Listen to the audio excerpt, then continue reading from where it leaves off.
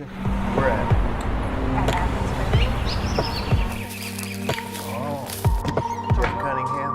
He was not there when I was there. But he was on the board.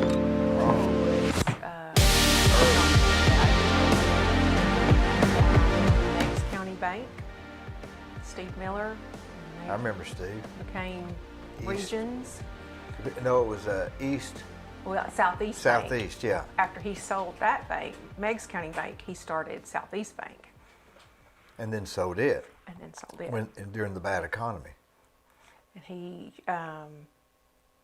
just farms now. Is that plays right? music.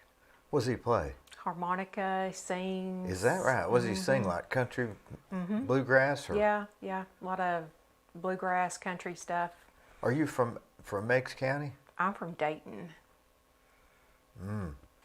I was there last week. Really? Yep. And I did a job in Pikeville. Did you ever go to Pikeville much? Some, yeah. Well, did you go over a mountain? I've got family that runs the Orrin Wooden Orchard Apple Farm. I didn't go there. I was downtown. Okay. On Dayton Mountain? Yeah. Near Summer?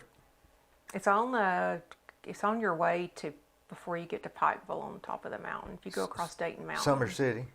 I don't know. What do they call it? Summer something? That's where the time changes.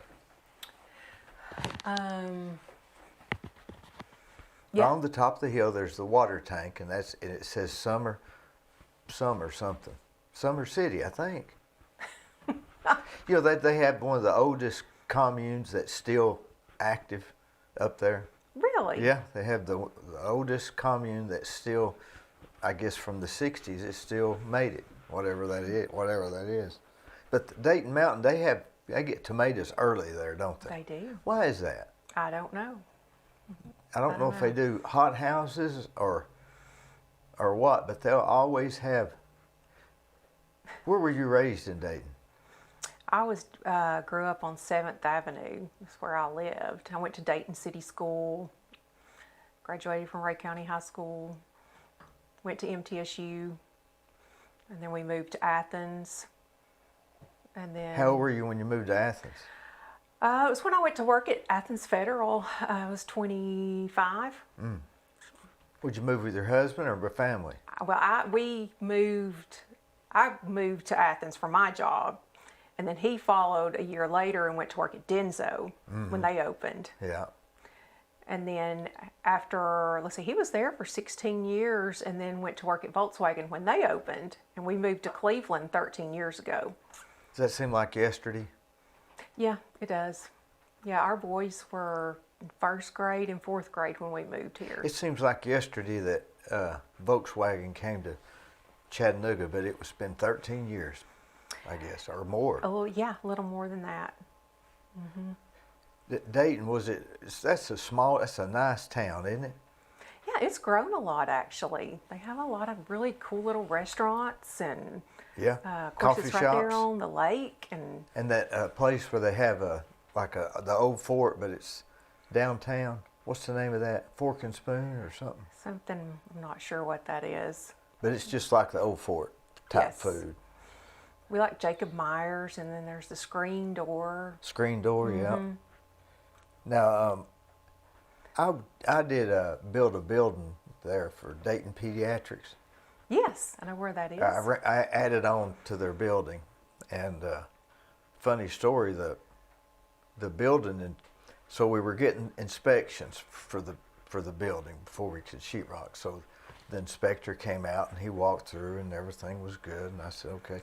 I had to really get back to Cleveland, so I got in the car and I headed right through Dayton and got a speeding ticket. So I thought, boy, this is a small town. I wonder if I could get this taken care of somehow. So I went down to the police station and I said, could I see the police chief? And they said, just sit right here. He'll be here in a minute. And it was the inspector. I had just left him. And I said, I hate to bother you. I said, I was looking for the police chief. And he said, I am the police chief. I said, you do inspections too? And he said, yeah. And I said, well, I hate to ask you this, but I said, can you get rid of this speeding ticket? And he said, well, it'd be kind of awkward if I didn't right now, wouldn't it? And I said, yeah. And so anyway, they gave me a parking ticket. That's a true story. Wow, really? So have you been to the Strawberry Festival? No, my wife goes every year. Really? Yeah. I haven't been in a long time, but that was kind of like Christmas Day when you grew up in Dayton. Parade Day. Yeah. When the carnival came to town. It's a big deal in Dayton. What about the monkey trial? That's where that was at, right? Yes. Was that staged? What's his story about that? I've heard stories that yes, it was. My grandmother told me stories about peeking in the windows while the trial was going on. She was a little girl. She and her friends would look in the windows, the courthouse. But I've always heard stories that yes, they planned it in Robinson's drugstore, that they were going to have this this trial. That's become famous, hasn't it? I don't know if I'd like to know the true story about that. What year would that have been, I reckon? I think it was in the 20s, 1920s. Your grandmother, she was old, I guess, right? Mm-hmm. So after banking, how'd you get into United Way? Well, I was a United Way volunteer for a long time. I had volunteered with that was one of my responsibilities as marketing director at the bank, is to be, involved in the community, and I was participated in Day of Caring, which we call Day of Action here in Athens. We called it Day of Caring, and eventually helped with the fundraising campaign and became a board member. And they eventually the position came open for the executive director, and they asked if I was interested. And so it just kind of started from there. That's a big position, isn't it? Executive director. It sounds important. Well, yeah, I mean, You're over the whole thing? I guess I'm in charge. I'm responsible. Whose place did you take? That Rankin guy? Matt Ryerson. Matt Ryerson, yeah. Yes. Where did I get Rankin? Ryerson. Yeah. So is this, do you say the Ocoee region? How many counties is that? That is Bradley, Polk, and just a small piece of Fannin County. We got that zip code assigned to us, but and that's odd because that's in Georgia. It is. Does the laws being different make it different the way you handle stuff there, or is it the same? It's such a small piece of Fannin County that we actually have. There's not really even much there to do. So it's mainly Bradley and Polk that we actually have, that we work in. Who decides where the lines are? United Way Worldwide. If they have a piece of a zip code that is not assigned to a United Way, they will assign it. Every United Way operates independently. We're our own nonprofit. But United Way Worldwide will assign zip codes if there's not an area that's covered. Boy, who started United Way? Well, it started here in 1938, but United Way as a whole actually started in Denver, Colorado. It was some churches and business people who came together and created what they called the community chest. Yeah. And then here it's actually started in 1938, basically the same way. Some churches, business leaders came together. There were still folks who were struggling after the Great Depression, and they wanted to have a community-wide effort, fundraising effort, to raise money for nonprofits who were helping those folks who were still struggling after the Depression. And so the United Way started due to the Depression, I guess. A lot of United Ways did, yes, just the aftermath of that. Because, say for example, United Way of Greater Chattanooga, they're celebrating their 100th anniversary this year. A lot of United Ways are. We're not quite there yet. But the main reason was in 1938 after the Depression. So the Depression was what, 1920? In the late 20s, 1929? Something like that, yeah. So if 1938, early 30s. In 1938, the Depression would be more recent to you than Volkswagen coming here. It'd been real soon. Right. But then they threw cans off the train. Is that right? And then they throw food off the trains that's where they get the term suffering succotash. You know, I have not heard that before. Yeah. Yeah. They threw food off the trains. Lima beans. And people would line up for it, I guess? They would just run along the trains because lima beans and corn were an inexpensive vegetable, and they would can those, and they would throw them off the train to people, and that's why they called it succotash. So that's why the people in the Depression called it suffering succotash. There was a cartoon about that, remember? Suffering succotash. Who was that, Gwen? Was that Bugs Bunny? I think that was Bugs Bunny, now that you mention it. I think he said that all the time. Suffering succotash. No, it was Daffy Duck, I think. Daffy Duck, yeah. Daffy Duck. Suffering succotash, because he had a list. Mm-hmm, yes. I watch a lot of TV. So do you have like a budget for the United Way, or is it? We do. I mean, we have, basically what we do is we have to assess the needs in the community. What are our most pressing needs right now in our community? And then we have to rally the community to help us try to solve our community's most complex problems.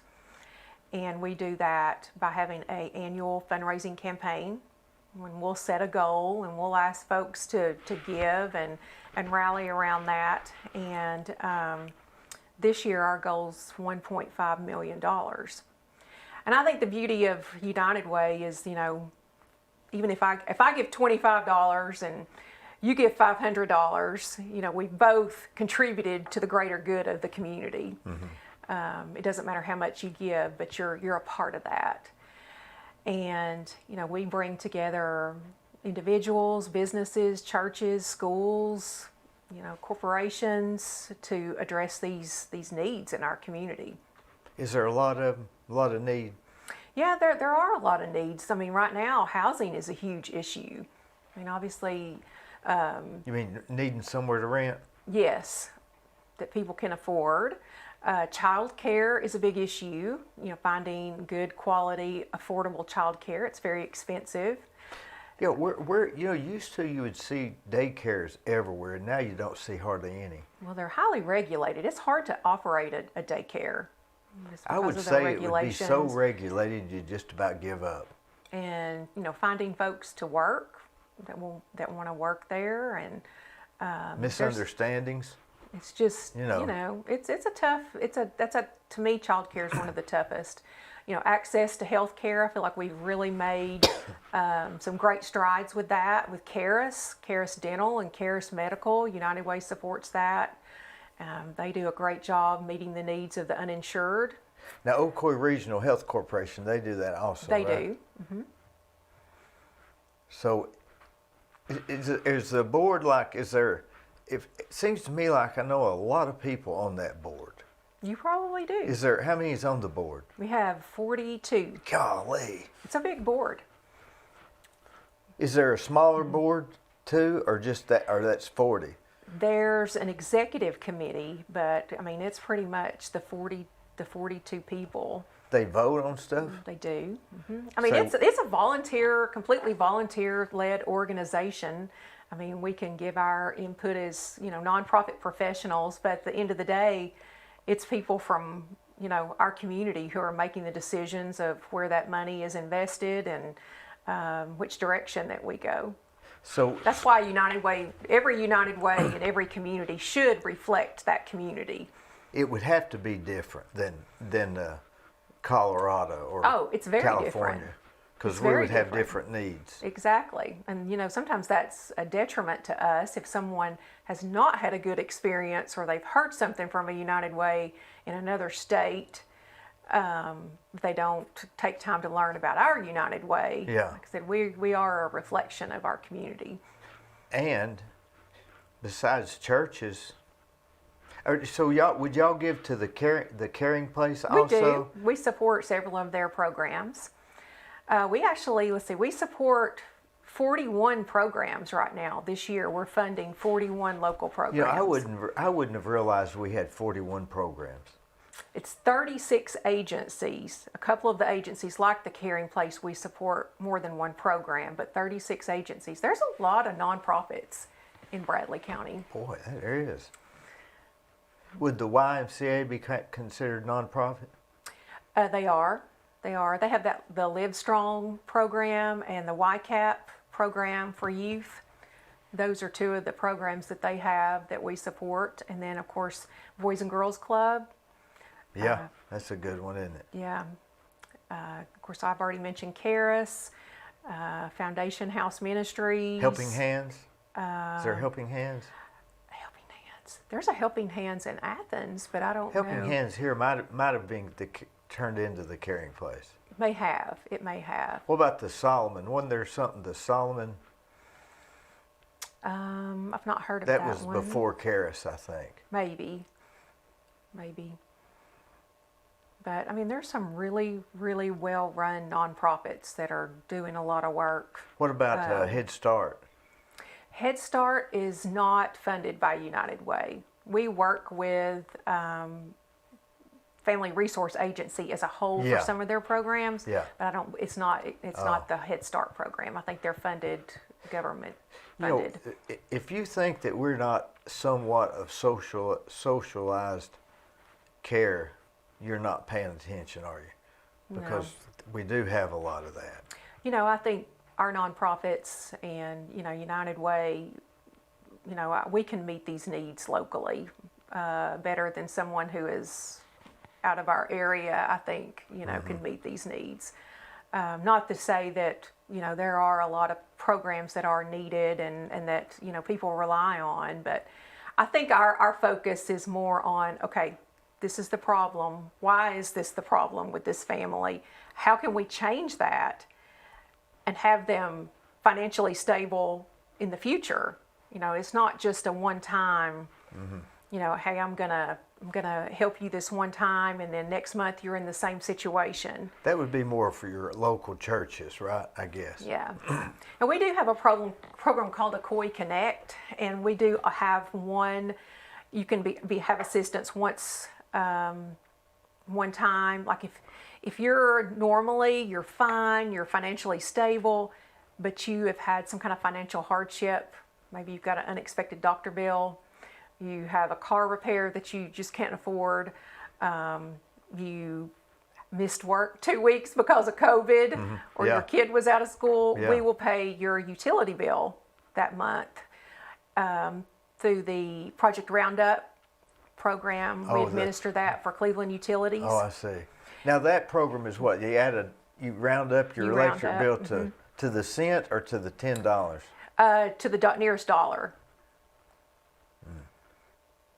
How much does that end up being? How many people do that? Well, so far this year, I checked the numbers the other day. We've assisted over 400 families. Golly, from that program. So how many people? I mean, they have to show they've had some kind of hardship, and they have to show they have steady income. You know, if it's a persistent problem that they're just they're not employed, they can't catch up, we will refer them over to the Caring Place, and they have a wonderful case management program where they will walk hand in hand with those families until they get stable. But ours is a one-time. But the Project Roundup, how many people in Bradley County would round up their electric bill? You know, I don't know how many people do that. I mean, you can opt out of it if you don't want to, but otherwise, I think you're in it. It's just a few cents. I mean, obviously, it's less than $1 every month, and you're helping. But how many people? How much money would that be in a year, I reckon? It varies from year to year, but it's I'd say it's almost a couple of $100,000. My goodness, I wouldn't have thought that. I mean, that's what just goes to show that every penny adds up and can help a lot of people. See a penny, pick it up all day long, you'll have good luck, right? That's right. So 400 people got, that's a lot, and that was all just from people rounding up their change. Yes. I often thought if they could figure out a way to lower overall electric bills, it gets staggering, doesn't it? Everything is My staggering electric bill right here is now. like $250 a month, You know, it's and I'm all- not even here except during the day some, and I'm not even here then hardly. Yeah, it's rough right now. A lot of people, our call volume on a Koi Connect has started going up once we saw the gas prices and the inflation and the food prices. That's when we really have seen the call volume go up. People needing assistance. See, I don't notice it that much, but if you're, I guess it going up just a little bit is a big deal to some people. Well, if you're kind of on the edge, if Yeah. you're living, you're barely making ends meet, and then all of a sudden everything's more expensive, it can push you over the edge. Boy. We have a lot of people here living like that, and that's, you know, we've done a lot of extensive data research on the segment of our community that's above the poverty level. They don't qualify for any assistance, but are not quite making ends meet. That's not the middle class still. That's the lower middle class, I guess they Yes. call them. Mm-hmm. What about the homeless? You can't do much with them because they're not going to a program, right? Well, we have actually, the United Way has refacilitated the Housing Coalition because every year the regional homeless coalition does what they call a point in time count, and they do it on the same day every year in January. And this year our homeless count doubled, and that's not just Bradley County, that's all the surrounding counties. And you know, we have lots of programs here in Bradley County. I mean, United Way has one called Housing United, where we take homeless, it's called a rapid rehousing program, and we take people from homelessness to housed. And then they go through 6 months of case management with the caring place to make sure they stay stable. And then, of course, there's City Fields, Habitat for Humanity. You know, there's all kinds of different programs on the housing continuum to help folks. It's just really hard right now to find available rentals. You know, we have a waiting list of people who we could put in a place if they were available. What would the rent need to be? Yeah, well, typically $600 to $700 is what these folks are needing it to be, and that's rare. So 600 they can afford? Some. It just depends. I mean, it just depends on what their situation is. You know, we can help them with employment. I'll give you an example. During COVID, you know, this story always comes back to me because it was a single dad who had 2 children and lost his job, and he had been there 7 years, and I mean, just spiraled really quickly, and he ended up living in their car, and In Cleveland. Where would they park? You know, I think they probably move around because, you know, I've seen people park at the Greenway Park. I've seen people who, you know, their cars are loaded up at Walmart. I've seen, you know, they don't stay in one place very long. And then, you know, of course, there are a lot downtown. But we were able to find this dad. He got a job with one of our United Way corporate partners. We contacted their HR department. They put him to work, found him a place to live, and, you know, he went through the case management with the caring place. And one of the obstacles he had was childcare. Yeah. Obviously, you know. Yeah. And they helped him find childcare. And, you know, now he's working, he's stable, and he gives back to United Way. So it's there have been 45 families that we've been able to house through Housing United in the past 2 years. But how would they know how many's homeless? It's the way they do the count. I mean, they go out, they have teams of people who go out and to where they normally have the homeless. Just ask them, I guess. And that doesn't count people who are technically what we would consider homeless. Maybe they're staying with someone. Oh, yeah. or they're living in their car. They're not even included in this count. The people that are living in their cars not even in that homeless count. No. If they're homeless. Wonder how you would sleep in a car. It would be very uncomfortable, very difficult. With the gas prices now, you'd be cheaper to get an apartment. You would. I just don't know if you saw somebody, would the police run them off? Well, it depends on, the owner of the property. If they don't want anyone trespassing, yes, they could run them off. I bet they would run them off the Greenway parking lots. I don't know. Because if you didn't, you'd have them everywhere, wouldn't you? Now, years ago, before the Depression, and they had this, what did they just depend on local churches and families? Probably very similar. I mean, the local churches and Bigger families, maybe. Yeah, and a lot of there's a lot of underlying issues to homelessness. I mean, it's not just that someone decides they want to live outside. There's a lot of cases where it's drug abuse and mental issues, and so there's a lot of things you've got to look at. But ours is not to judge; it's just to help, right? Right. I guess. Like I said, we want them to go from this instability to stability. We and if they need help along the way, I feel like we have a lot of nonprofits in this area who are ready and willing to do that. We just need somebody to connect. Now, this guy that lost his job, did he come to y'all? He did. He heard about our program. Mm-hmm. He just said, I need help. Mm-hmm.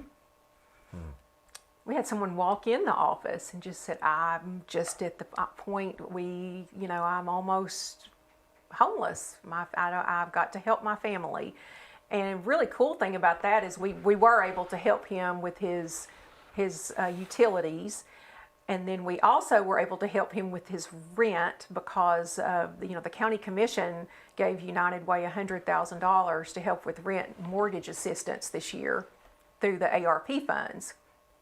And so we were able to at least keep him in his home for a little while.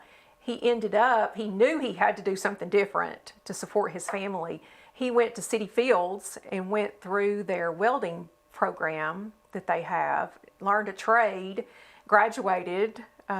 Several people from our office went and watched him graduate. That's a great success. Yeah. Not all of our stories. A lot of our stories end with a good ending, but this one, this gentleman, he learned a skill that'll support his family for years to come.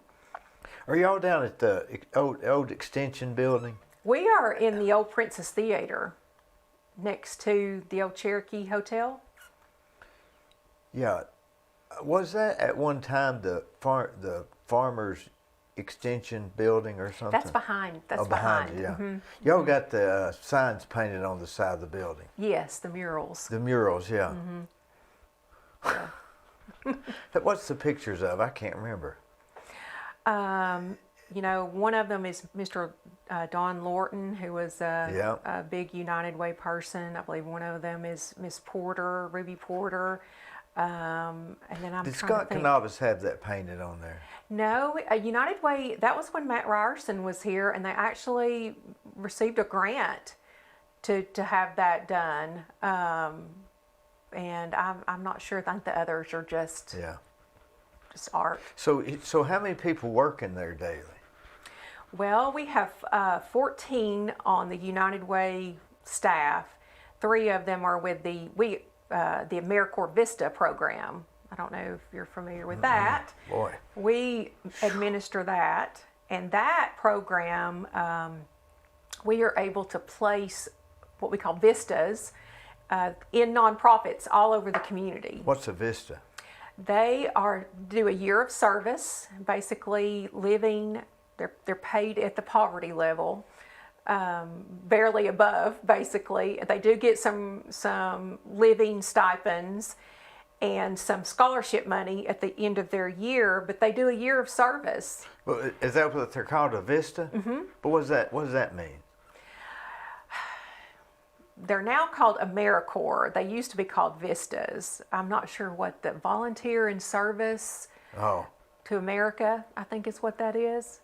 One of the things that nonprofits struggle with every day is not having enough staff. You're trying to run as lean as you can. Yeah. This way, we're able to place these AmeriCorps volunteers, staff people. And they go help the community? For a year. And we have over, Like sometimes. like the Peace Corps, but for Yes, communities. yes, it is like the Peace Corps, but it's here local. And we administer that. We've had them at City Fields, we've had them in our office, we've had them at the Hope Center, all kinds of different, the Caring Place. It just gives them a full-time staff person to do some work that they normally might not be able to accomplish. And then, of course, upstairs we have our Center for Social Impact. We have several nonprofits who have offices up there. It's a nonprofit incubator. Oh, I see, yeah. And that's a good idea, isn't it? it is a good idea. I think I cannot take credit for that, but it's full. We have several nonprofits up there right now, and they pay just minimum amount of rent. And we provide their Wi-Fi, their phone system, coffee machine, break room, meeting space, all that good stuff. Where do y'all park? We park at the side of the building and then behind the church that's next door. Because the building's not got that much parking, does it? No. For 14 cars. No. Does the church, that's the one that has the soup kitchen, right? It is. Have you ever been in there? I have. I haven't been in there. What does it look They like? serve a lot of meals from there. What does it look like? Just kind of your regular church. Has it got a regular kitchen. height ceilings? Is it in the basement? Yeah. Does It's it look you're like- in the back, down the stairs. Yeah, I've seen them sitting there. Is it like a buffet line or what? No, it's served in like styrofoam. They don't go meals through a now. line, they just No. go sit at the table? Or they they have take it with them. I Oh, mean, they things don't- had they to don't- change because of COVID. I know Oh, they yeah. were just passing them out there for a long time. I don't know if they allow them to come in and sit now or not. A lot of the people who lived at the Summit ate their meal there. And I think they deliver over there now, if I'm not mistaken, That Bradley since they Cleveland, moved. Bradley Cleveland Services does a lot too. They do. don't They do a lot of things. It's unbelievable. Let me tell you about Capstar Bank. They're located in Nashville, Hendersonville, Gallatin, Athens, Madisonville, Sweetwater, Etowah, and in Cleveland at 950 25th Street and 3855 North Ocoee Street. I've used them. I like them. Give them a try. They're no problem.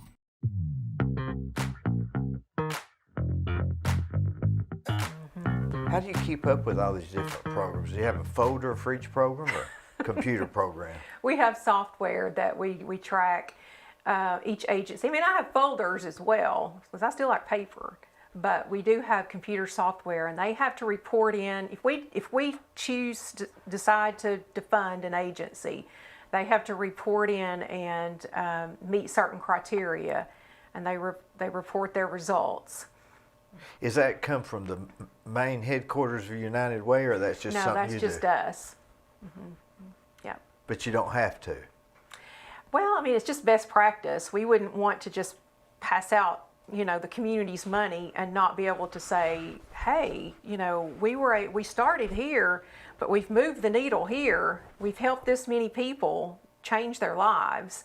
So this way we track and we can show our donors. That tracking is a cost too, I guess, right? I guess it's just a minimum.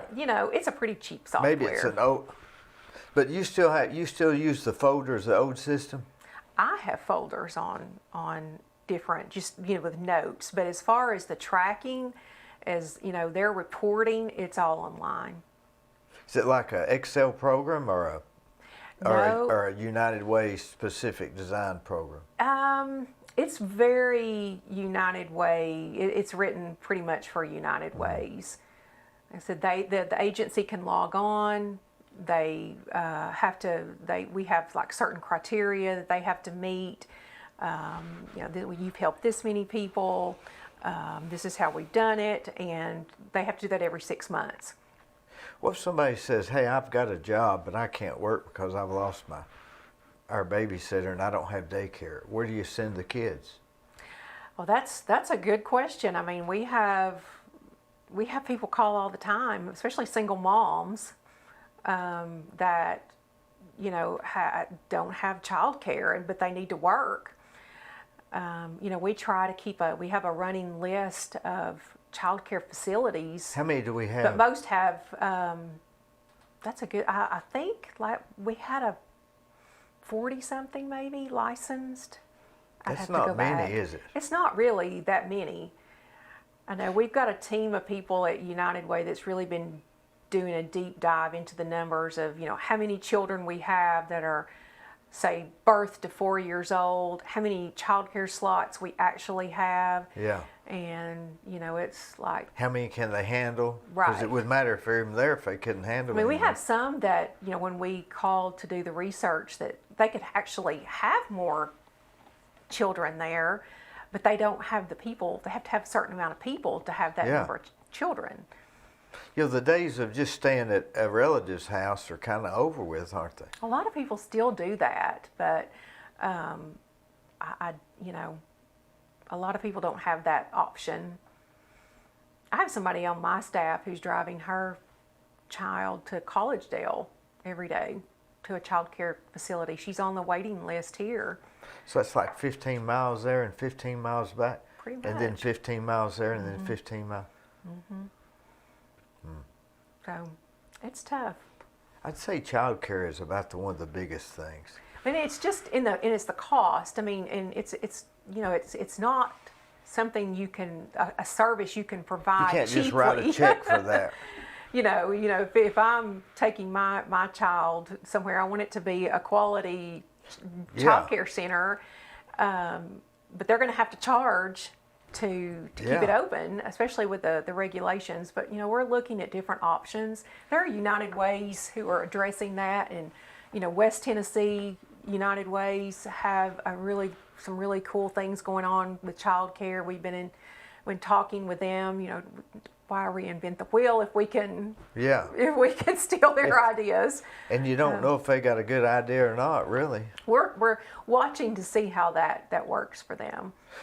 Was there daycares back 40 years ago? 40. 40. And I don't remember any.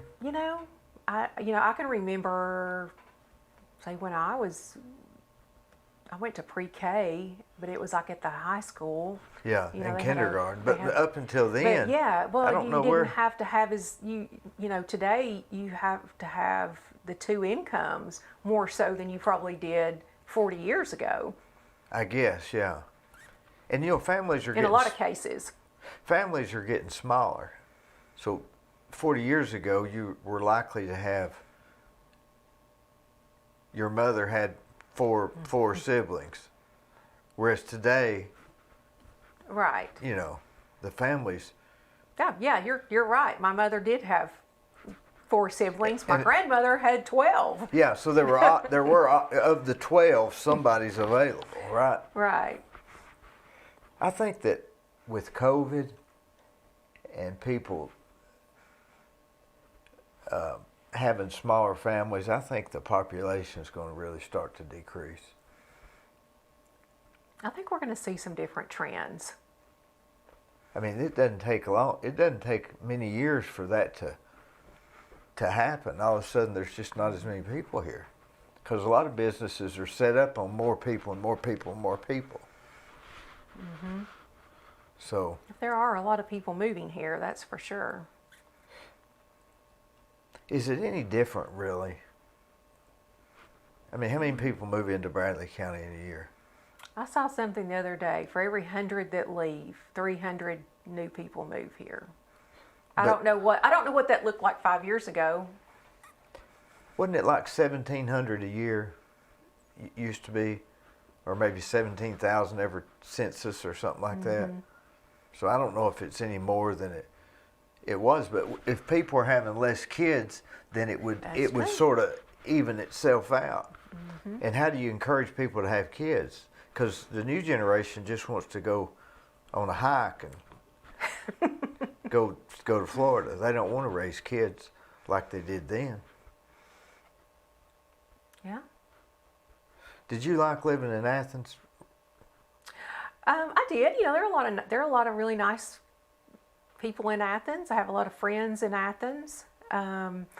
We moved here 13 years ago, almost 14 now, actually, in August to be 14. It's really interesting. It's very different in McMinn County right now compared to Bradley County. When I was there just wasn't a lot of growth, and you didn't see all of the progress that you see here. Well, McMinn's been they're really against debt, aren't they? That's their thing is zero debt. It's served them well though, hadn't it? I guess. Yeah. Did you ever go to the Midway Drive? Was that the name of it? Midway Drive-In? Yes. Is it still open, I wonder? I don't know. Last I've heard it was, they were still showing movies. I bet and then it's a flea market sometimes too when they don't show the movies. Yeah, I bet that was one business that just never missed a beat during the COVID. You're probably right. Because you're already in your car. You're probably right. So do you have an office in Polk County or just? We don't. We just serve that area. We have some organizations there that receive United Way funds, and we do some work there. So before you were the director here, were you working for the United Way here? No, I was working for the United Way in Athens. Oh. I was the director at United Way of McMinn and Meigs. What's their budget? They raised, the last year I was there, I think it was almost $750,000. So it's about half of what we raise here. Is there proportions more than we'd raise here per population or whatever? Their population, McMinn County's population, is about half the size of Bradley. So, I think we've got room to grow here. I think our campaign has room to grow. Well, if you were going to give or donate, wouldn't it be better just to say, well, I give to United Way, so I'm good? Let them divide it up? Well, that's kind of what United Way was started. One of the reasons, obviously, was to help folks. But, you could give one gift to United Way, and it helps all those, it's divided up in those 41 programs. And you got somebody administering it. Volunteers. We have over 70 volunteers that are reviewing all of these agencies.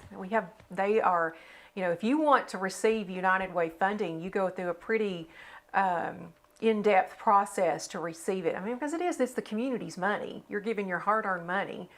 And so we divide those 70 some odd volunteers up into teams, and they review 2 to 3 agencies each and decide whether their program is actually helping folks and needs to be funded by United Way. Are they efficient? Are they accountable?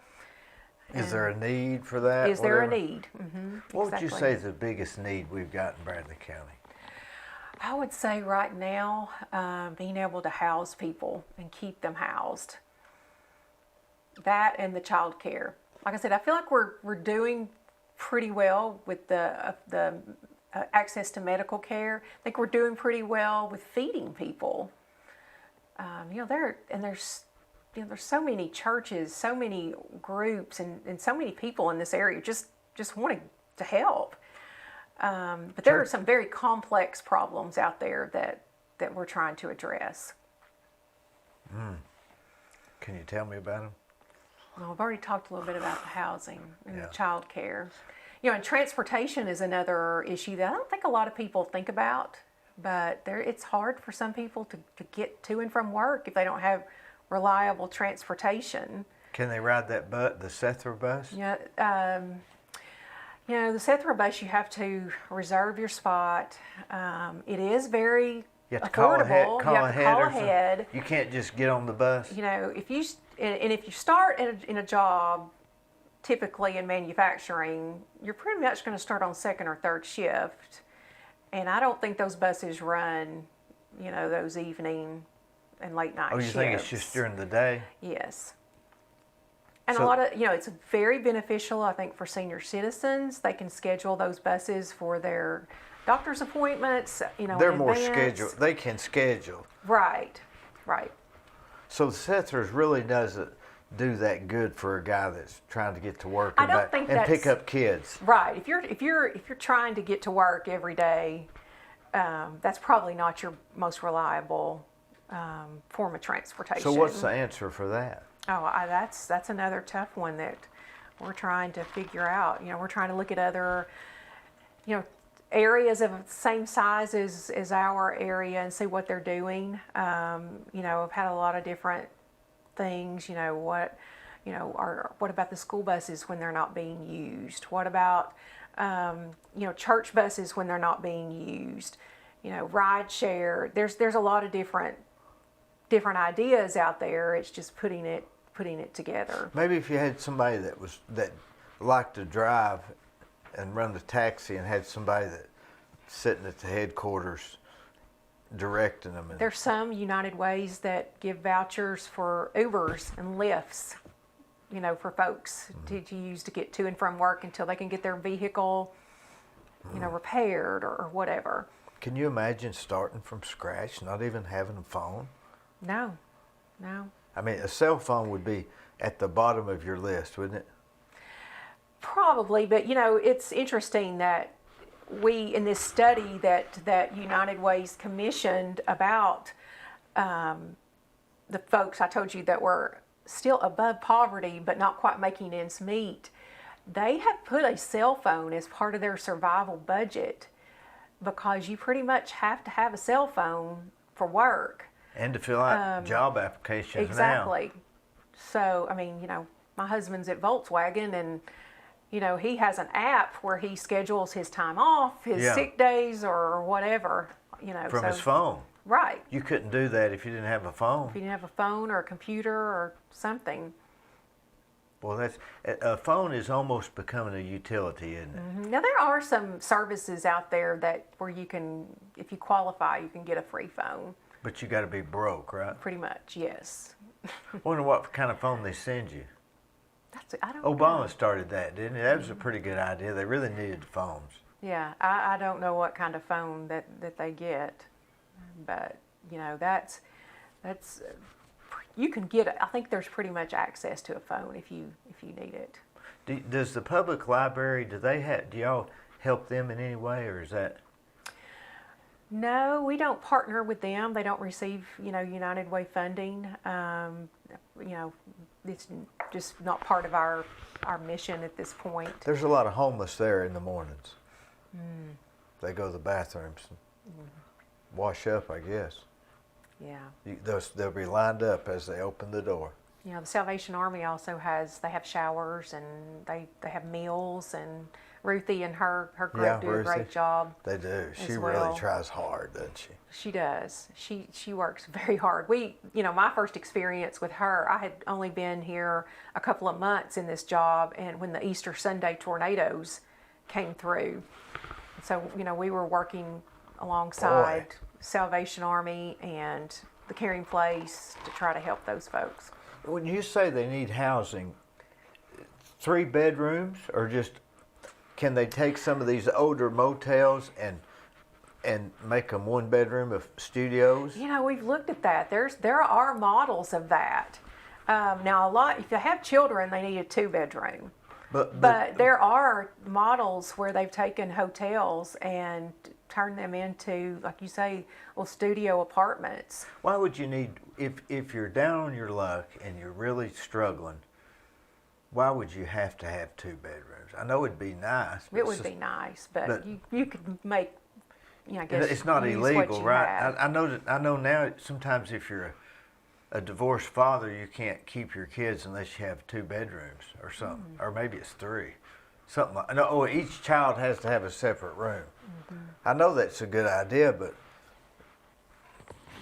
how can you solve everything, right? A lot of those places that are where they've taken the hotels and made them into studio apartments or more transitional housing. They're there until they can find Well, just a suitable place. they've got so many building regulations now. If you was to do much to it, they'd want you to tear the building down.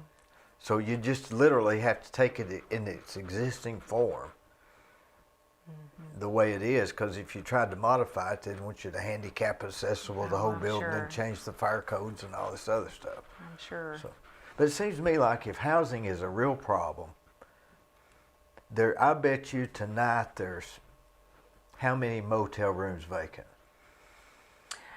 500 I don't know. in Cleveland. So there's where they can stay. Well, a lot of hotels do work with us, and we do. It's a very expensive way to house people. They're not going to give us the room for free. Some will give a discount, but they're not going to. It's not going to be for free. It's not going to be $500 a month or something. No, probably not. No. So. Some of these older motels might end up being more profitable at that than they would trying to rent it by the night. Possibly. Like I said, there's some pretty cool models out there. We're watching. I know Chattanooga's doing that. Some of that. They haven't started yet, but they've talked about the city and turning some old hotels into transitional housing. Yeah. That's what they are anyway, some of these old ones, aren't they? So what else is new on the United Way I front? haven't mentioned our partnership with the Bradley Cleveland Public Education Foundation. Lynn and her, Not those Lynn. folks. Is that her Lynn name? Bowles. It's Lynn Bowles. Is their director. They do some Kathy amazing. Barrett. Kathy's with the Community Foundation, okay. but she just retired. Oh, did she? She did. Who took over her job? Lisa Guerin. I think she used to be with the Better Business Bureau, but she'll do a great job. Linkous, you're not related to Connie Linkous, right? No, not that I'm aware of. Was your husband? Oh, he wasn't a Linkous from here then. He was from Christiansburg, Virginia. How in the world did he get here? His father came to work with TVA. He grew up in Spring City. I built a building in Spring City too. Oh. You can't hardly get to Spring City, can you? It takes a long time. It does. It's just not close to anything. And it's when you get to Decatur, you still got a little ways to go. You do. And then there's nothing close over there. Everything's. But it's pretty. It's really pretty. It on the really lake. is. It's really pretty, and it's not hard to get to if you're going from the interstate. You go across and up, Right. but it's just hard to get there from here. Sales phone doesn't work and all that stuff.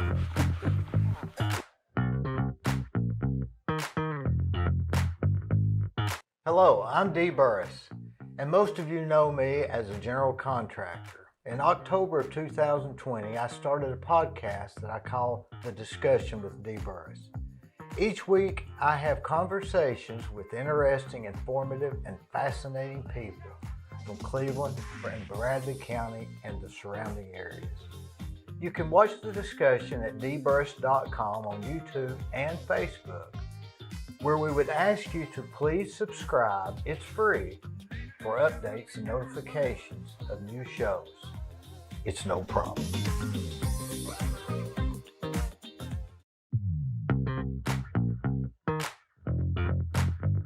So besides United Way, is that your whole life, or do you have a life outside of that?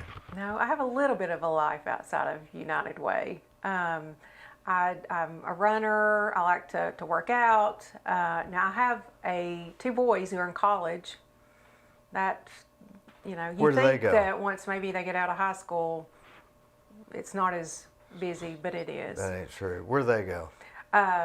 My oldest son is a senior at Lee. He'll graduate in December. Mine goes to Lee. And then my youngest will be a sophomore at UTC this year. So they've gone two different places? They have. Well, My oldest, he played golf at Lee. I mean, he loves Lee. It's where he wanted to go and play, and worked hard to get to be on that team and all that good stuff. But my youngest decided to go to UTC. Why didn't he want to go to Lee, reckon? I don't know.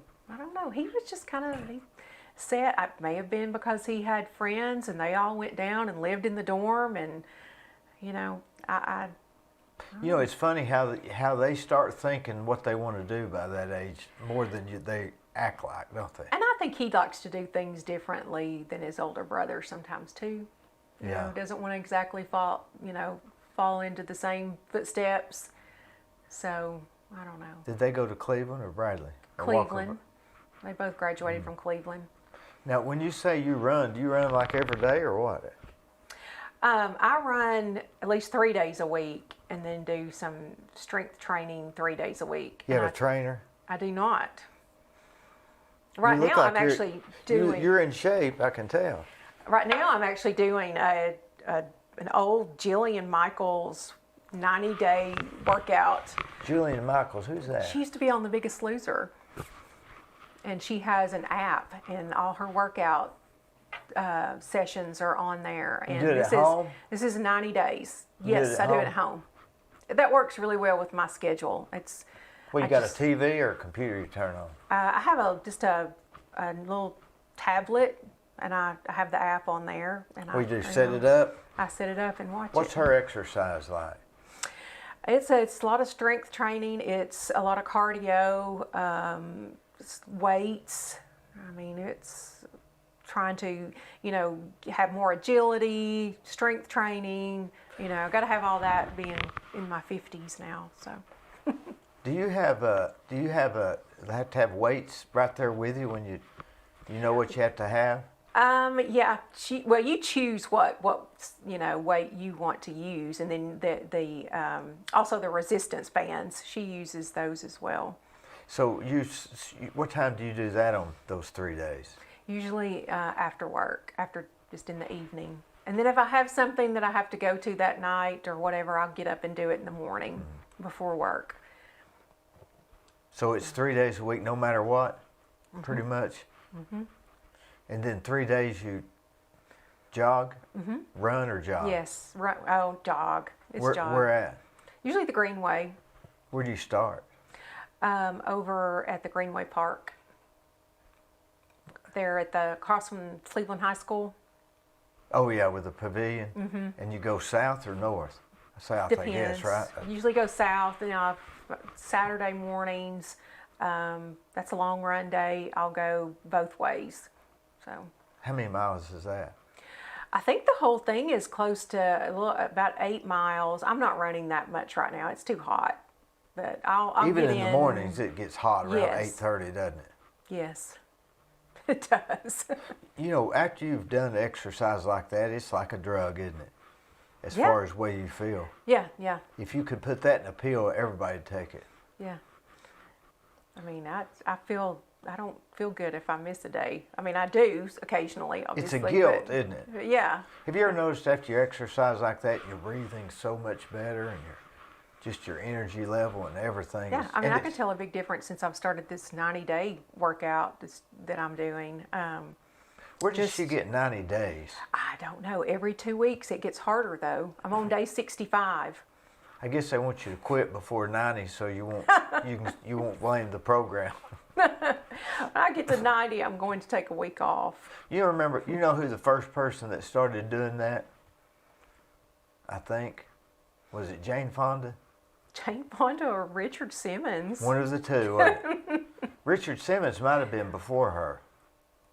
Yeah, That was when possibly. I just remember that on TV as a a kid. lot of people wouldn't watch that Jane Fonda thing because they thought it was too risque.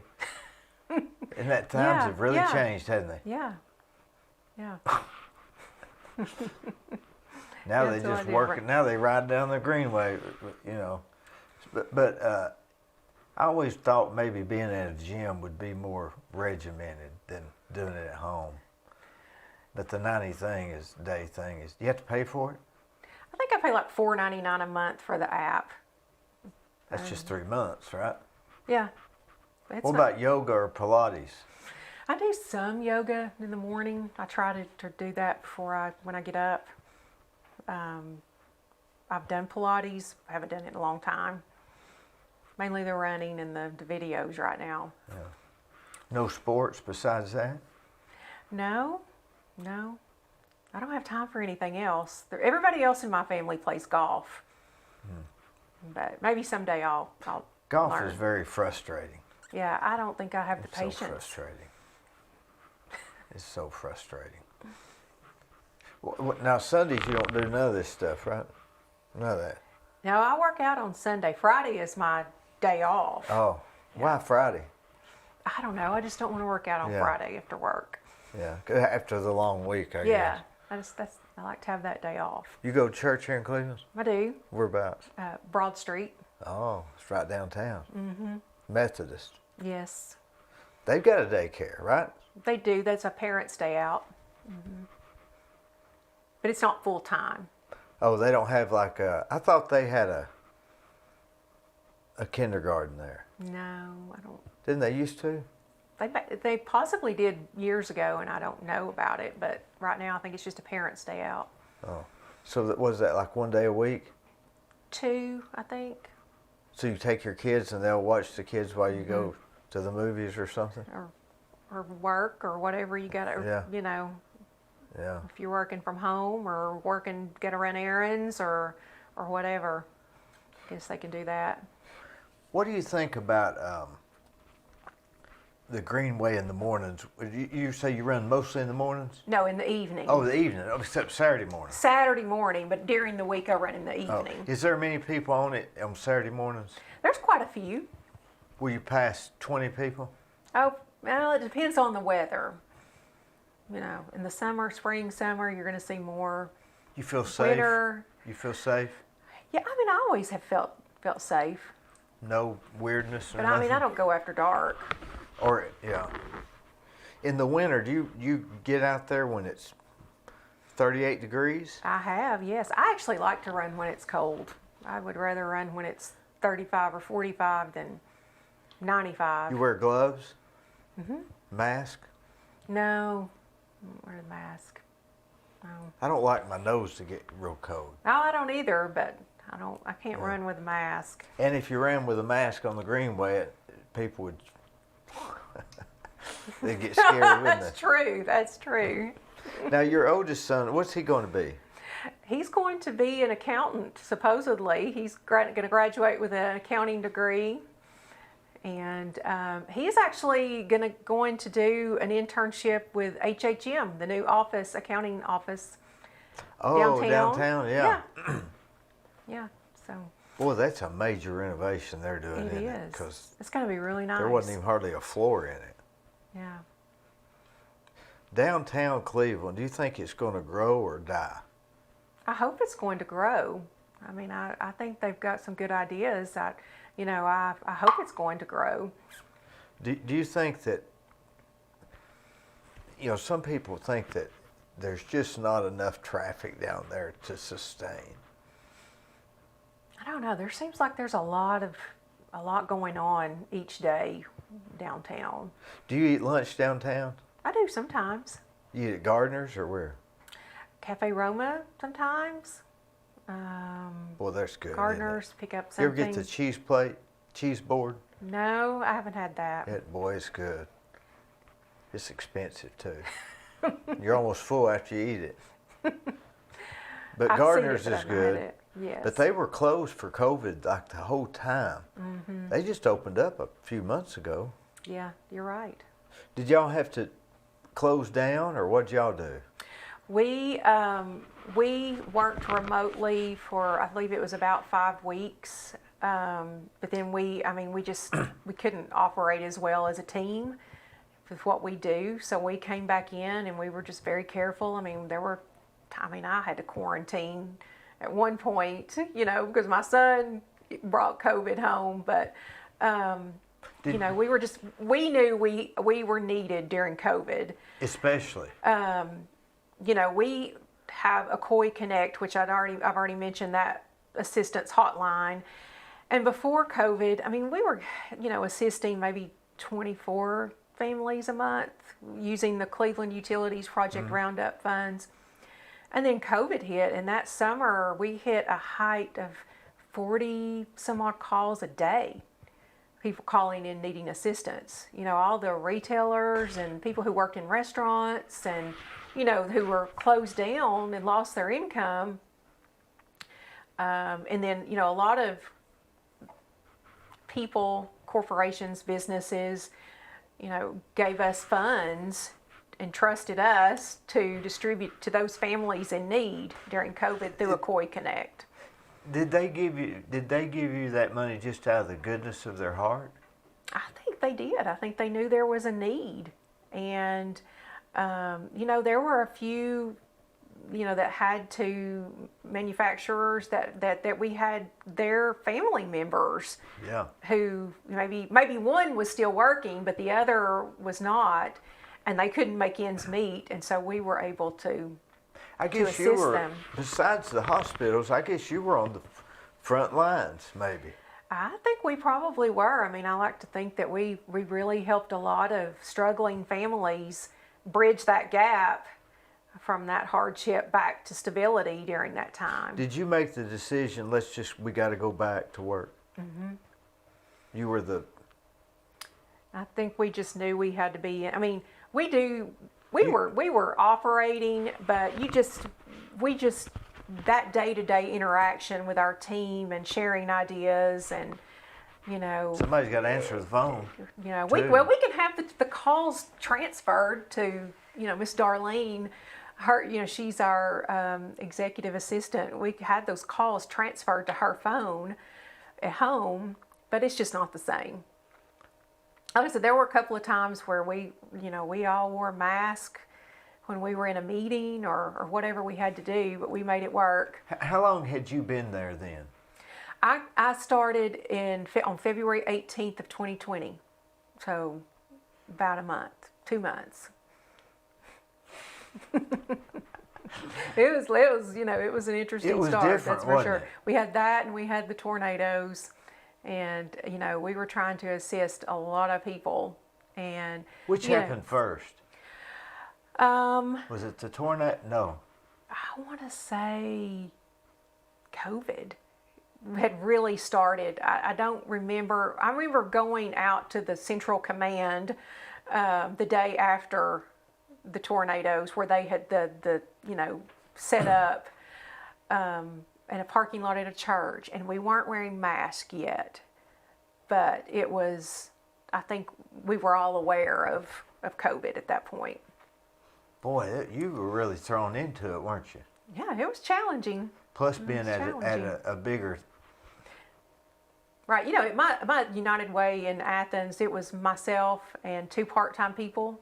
We were just a much smaller organization. I mean, the good thing is I did learn about all departments because I had to do it myself. I knew all about the allocation piece of it. They just weren't as big, I guess, right? Right. And now, I have a wonderful team who is doing all of these different positions because we're just a lot larger. Boy, that was a really tough time, that COVID, wasn't it? Was your son, did he have it bad? It wasn't too bad. I mean, he had a fever off and on, and obviously, missed class. And was that in the beginning? It was in the beginning. Was he scared? I don't think he felt bad enough to be scared. He just got tested? Yes. I mean, they were having to go be tested frequently for the golf team. Oh, and so that's how they found it. Well, I guess he'd known somebody else that had it. Yeah. I mean, they had to go weekly. I never did get it. Did you? No.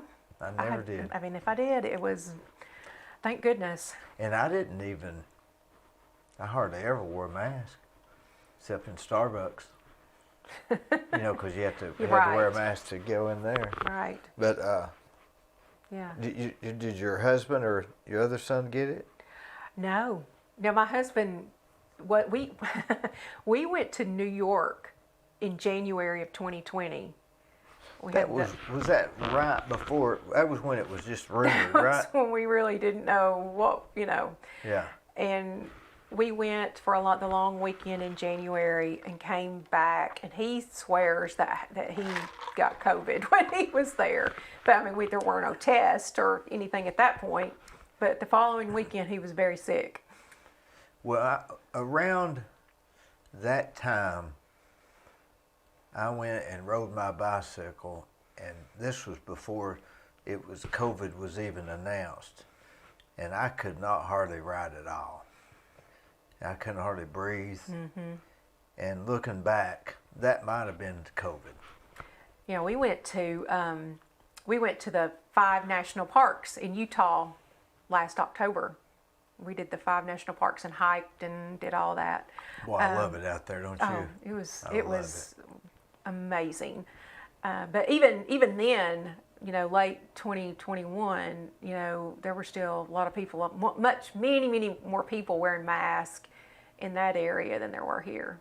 So we had to make sure we took our mask and Did you go to any of the Mormon places in Utah? We did not. We just did the national parks. I've been to Arizona and Nevada. Been to Sedona? I've been to Sedona, yeah, where the cactuses It's a beautiful are. place. Boy, it is so hot out there that if you was to stand out, if you were to have cars stranded, you'd die, wouldn't you? If nobody came by. The times we've been to Arizona, it was February. And then it was October when we were in Utah. So we were not either place in the hottest, part of the year. I went to Tucson and stayed at a 5-star hotel, and it was really cheap because it was such a hot summer. You couldn't. Were you able to go out and do anything? You had to really turn the car on, leave it on, and leave it on when you went through the desert and through the Sedona National Park, and if you were to have car trouble, you'd just die, I guess. Yeah. But I went to Las Vegas and drove to Rachel, Nevada. Have you ever been there? No. That's the town close to Area 51. Oh, okay, yeah. So I drove from Las Vegas to Rachel, Nevada, drove 2.5 hours, saw 5 cars. That's how, once you got out of Las Vegas, it's just desolate. And Rachel, Nevada has a population of 6. 6. 6 people. That's where the Alien Inn is. And I went to the place where the black mailbox is, where there's supposed to be aliens, and drove all the way to that sign that says, "Do not enter," or deadly force. And there were, like you see on TV, Yes. There was a gray truck right on the hill. I could tell there's 2 people in it. There were no fences or nothing, but I just backed up and left.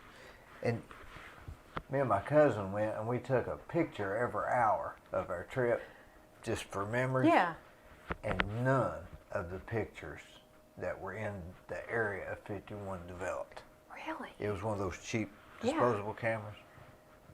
Wow. That was the weirdest thing. That's the truth, too. When we were driving from from each national park to the other, you'd be out, no cell service, nothing. That's a weird feeling. And then I finally told my husband, I said, we grew up, we went everywhere without a cell phone. We need to just chill.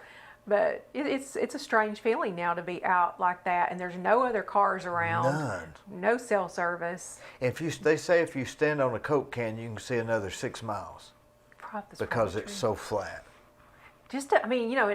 Each area was totally different. From one park to the other. And the mountains will look like they're right there, and you just drive for an hour and you're no closer. That's the weirdest thing. But I love it out there. To me, I like it better than here. Well, this is a beautiful area, but that's a different kind of beautiful. There's a place out there in Arizona that's called Sapporo. That's an Indian reservation, and you have to get there. The only way to get there is through an 8-hour hike. Really? And it's the most what do they call it? The least populated place in the United States, because the only way to get there is through hiking, and there's like 800 people lives there, and I'm gonna go stay there one weekend. I saw it on Google Maps, and the only thing they had I recognized was a Dollar General. Really? Yeah. Well, the other place that we've been that I think rivals as far as beauty is we went to Seattle, and we rode the Amtrak train up to Vancouver, and that's amazing. that was beautiful. But I think East Tennessee's pretty great too. Was Utah, was it as mountainous like Nevada? I guess it was real It close, was. right? I mean, you would have stretches that it was just super flat, but you could see the mountains in the distance. There's very little difference between Utah, Nevada, and Arizona, I think. It's Arizona, you get more cactus, and and Nevada, you get more rocks. But And you know, Utah's more sand, right? well, no, there's a lot. It just depends. Like Arches National Park, it's a lot more of the red rock. Yeah, Red And- Rock Canyon, I think. Right, and then Canyonlands, it's totally different as well. And then we went to Bryce, which is really red, and you know there's more vegetation, trees, and things there. And then Zion, we went to Zion. It's you know, and the temperature change from one to the other. Like we Yeah. started out in Bryce one morning, you know, it's 45 degrees, and came back to Vegas to catch our plane, and it's 90. So, you know, just big changes in temperature. You know what I noticed? You could go out to the areas outside of Las Vegas and you drive by a house that had their laundry hanging on a clothesline.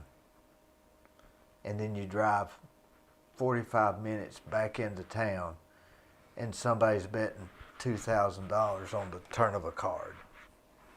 That's a Yeah. real difference in There's textures of definitely life, a isn't it? income disparity. Yeah. and they're wearing a shirt that's costs more than their, $5,000 shirt or something like that. Yeah, yeah. It's just crazy, isn't it? There's a big difference between, don't you think the divide between the rich and poor is getting larger and Everything I larger? read, yes, it says yes, that it is. The middle class is shrinking. It's getting just a wide range, and when it gets that way, I don't know how to stop it, but you have to have everything kind of equal, or, you know.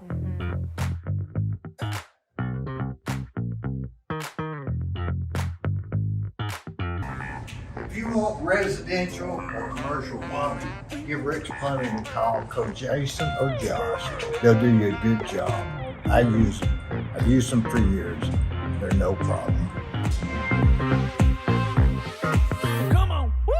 One.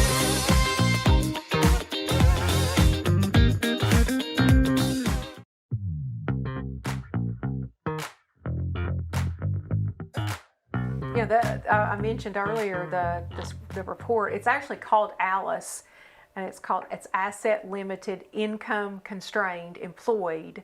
You know, it's folks who are employed full time, working hard, but they still can't make ends meet. And the last study that came out on that, a new study will come out next year, and I think it's going to change even more so because of COVID. It will have all of those numbers in it. But pre-COVID, 41% of people in Bradley County were at that ALICE or below. They were either at the poverty level or at this ALICE level. So I'm anxious to see next year what that looks like now. That's the Alice report? That's interesting. The United Ways throughout Tennessee commissioned this report. A lot of different states, their United Ways, have commissioned this report, and it's by county, so we can drill down into the data here in Bradley County and Polk County. If You know, got- I remember McMinn County, that number was 46%. That's a big, and you said Bradley County is what, 41? 41%. 41? They can't meet a survival budget. 41%. And we're not talking about trips to Utah. We're talking about rent, childcare, you know, your electric bill, your fuel for your car, your cell phone. And you didn't Yeah. mention planning for the future. There is no savings Nothing. in that. No. Boy, it's really scary how you take somebody that's working at a job and they've been there for a long time, and the employer's not going to pay them anymore because they're already working there. And why is he going to pay them more? And they don't want to leave and go try out a new job. They might not like it. I think there has been some increase in income for companies to stay competitive and keep people. But But it's been offset by all these, what they call those trailing leaders or something in economics, where the income's rate, the pay rate is the last thing after the economy goes up.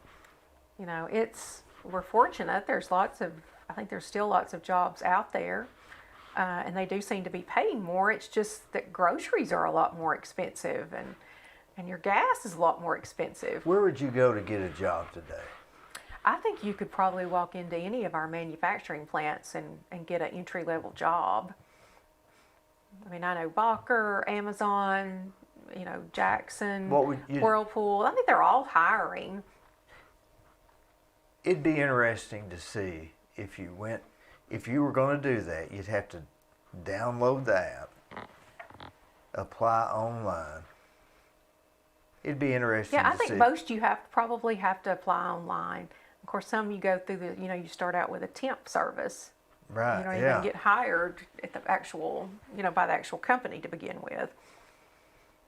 And that is probably lower than what you're making at your current job, is my guess. Probably.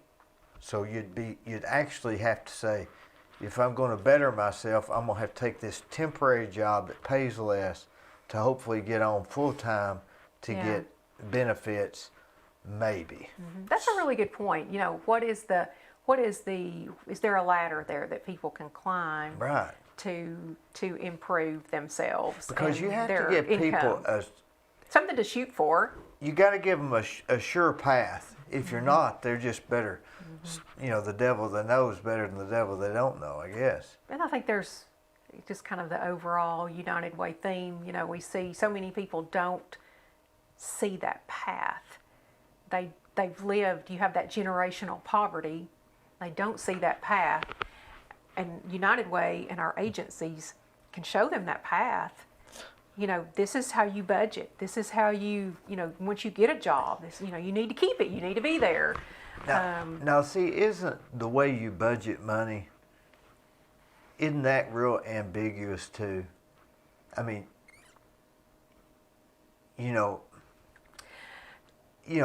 there's a lot of opinions about that too. There are. Because somebody would say, well, you need a real good car, and the other one would say, you just need a good bicycle.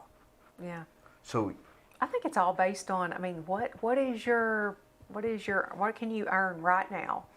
And then, what is that path forward? How can you get a skill to be able to make more money? And right now, you don't have to have a skill. You just have to be on time, On time. dependable, responsible. Mm-hmm. That's about it. Yeah, a lot of them, if you do that, they will train you. And, And nowadays, I don't know if there's that much work anywhere other than setting up machines to run, putting stuff beside a machine. If we didn't manufacture anything in America, what would we do? That's a good question. I mean, what would you do? You'd mow the yard and I'd cut hair. I'd do the laundry and you'd clean my gutters. It would just be servicing each other if we don't actually manufacture something to sell. Mm-hmm. Yeah. Or you could go into healthcare or education. But neither one of them is really, I don't know, I've never found anybody that understood economics enough to explain it to me, because it's always changing. If you could, they'd have a handbook by now. That's right. It is always changing. It's always changing, always evolving. Most economists will tell you they don't understand it either. I think it's your best guess what the future is going to be. I think that's it. Your best guess for the next 6 months. If I was going to be a person and educated guess, I would go into robotics. I believe that within 10 years we'll have there'll be a robot that walks around here and turns the lights off and opens the door in the morning, and I believe that'll be a standard in all houses. You can just about do that with, the technology now. Turn your lights on and off, and Yeah. all that good stuff from your phone. You've got the right technology. I was watching a thing yesterday on talking about the how robotics are going to change the world. They said that there's one thing that a robot can't do, and you won't believe what it is. It can't fold clothes. Because Of course, because there's so many different types of different clothes folds. and stuff. Yeah, So yeah. well, I sure am glad that United Way is here. They're the frontline people to keep people from being on their doorsteps, or, in other words, we don't have to feel too bad, because if we give to United Way, we know that they're assessing these needs and putting the money where they think it is. Does the United Way, you have to send money up the chain? No, we do pay. We pay a 1% dues fee And every that pays year. for this Alice and And these that reports? pays for the reports, that pays for us to be able to use the logo, that pays for education for my team. If we go to a conference, a learning conference, or do an online class, we don't pay for it. We use credits from paying that. So other than that, it all stays right here in Bradley and Polk County. Well, 1% would be what on $1 million? So we pay about, 15,000, something like that. But that's good. You have to have that. Well, and we also, have to, like United Way Worldwide works with the large corporations, what they call global corporate leaders, like UPS and Whirlpool. And, if we weren't a part of United Way Worldwide, we wouldn't be able to partner with UPS and Whirlpool and AT&T and Yeah, things that's like right. that. Yeah, because They help us with those partnerships. They help you with credibility, I guess. Right. We have certain standards that we have to meet every year to be part of the network. On top of what our board obviously expects, but we have certain criteria. What's your average gift to United Way? Oh, goodness, that's a good question. It's probably not as high as we think. We have a lot of folks who are, giving a couple of dollars a paycheck. I mean, we have some large gifts, but for the most part, it's just people giving payroll deduction. A few dollars, $2, $5, $10 a paycheck. At factories? Mm-hmm. Yep. Banks, wherever anyone will let us have a United Way campaign. So they have to deduct it from their payroll? They can do that. They can go on our website and give it directly, do a credit card. They can write a check. We'll put take it in those cash. little envelopes that has the thing? Mm-hmm. We work with Bradley County Schools to do Make a Change Day. And all the students bring in their change to donate one day for United Way, and it goes to children's programs like After School with the Boys and Girls Club, the Sack Pack program at the Caring Place. So this year, we're counting the change at the bank, and it's running it through, and we had this little Ziploc bag, and there was a piece of paper inside that said Ben's ice cream money, and so this little boy named Ben turned in his ice cream money. It's just that just goes to show every penny counts. Do you ever get wrapped up in it too much? Do I get wrapped up in? Probably. It's easy for us to be in our United Way nonprofit bubble and understand, the needs. I think sometimes I can remember I had 5 years that I stayed home with my boys.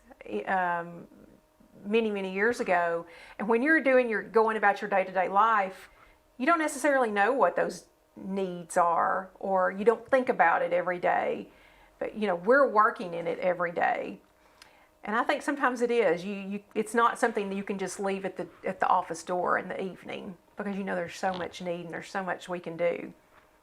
Yeah, you want to tell people our story and why United Way's great. When is the yearly campaign? It starts in August. We have our Day of Action coming up, July 29th. That's our biggest volunteer day of the year. We'll have 300 volunteers that go out into the schools, into nonprofits doing volunteer work.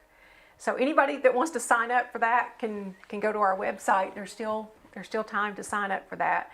And that pretty much officially kicks off our annual fundraising campaign. So that's from August to the end of the year? It actually goes on into about January, sometimes February now. We would love to have all our money raised by the end of the year, but there are some that have to wait to do their campaigns in the And in the all your first of the money year. is what, $1 million what? 1.5 million is what we want to raise. We raised $1,429,000 last year. Has it gone up every year? It went down for several years. When was that? It was In the a few years 08, 09? before. Now I know at my old former United Way, yes, recession really hurts United Way. Yeah. I mean, it took a while to come back from that. This United Way, I'm not sure. I know the last 2 years this year we were able to get it back on the uptick. It went down during COVID. Kind of our bread and butter is going out and talking to folks and saying, okay, this is what we do, and these are what the needs are. Will you give to help? And we couldn't do that because of COVID. We couldn't, go out and talk face to face to people. But we were able to do a lot more of that last year, and our campaign's back on the upswing. If somebody just wanted to write a check and bring it down to the office without going online, they can do that? They can do that. Wouldn't that be the easiest thing? Just come by there and drop off a $50 check or It something? would be great. We would put it to good use, that's for sure. That's what United Way used to be. We were just a fundraiser, but we're so much more than that now, with our own programming and meeting needs and trying to find solutions. You've got a good voice for speaking, you know it? I think I've got have the a good clear- East Tennessee You got twang, a very don't I? clear voice. You can tell where I'm from, right? Is Ford your maiden name or what? Yes, So what's your middle name? Jane. Stephanie Jane Ford Linkous. Yes. We're glad you're out there. Thank you.